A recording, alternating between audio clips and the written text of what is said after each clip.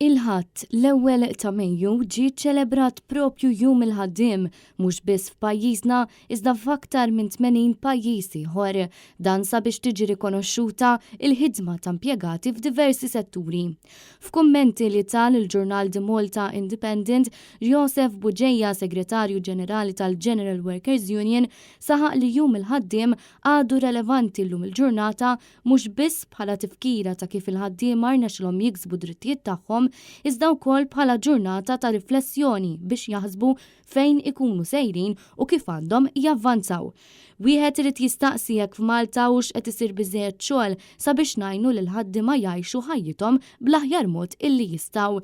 Xi ħaġa li hija importanti li niftakru u li xi kultant ninsew hija li l-bniedem ma nħoloqx biex jaħdem biss u l-ħajja m'għandix tiddependi fuq ix-xogħol biss. Iżda dan kollu jiġi fi żmien meta aktar u aktar ħaddiema qed iħossu l-pressjoni ta' żidiet fl-għoli tal-ħajja fl-affarijiet ta' kuljum.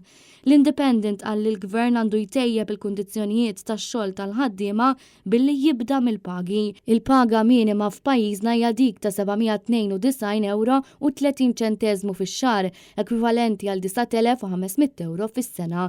Dan ifisser li individwu li jaħdem dan it-tip ta' xogħol ikollu jaħdem aktar minn impjieg wieħed jew inkella jaħdem overtime sabiex ikun jista' jlaħħaq mal-ħajja. L-editorjal jinsisti wkoll li ħadd m'għandu jaħdem żewġ xogħlijiet jew inkella bejn 20 u 30 siegħa overtime fil-ġimgħa sabiex ikun jista' ilaħħaq mal-affarijiet bażiċi.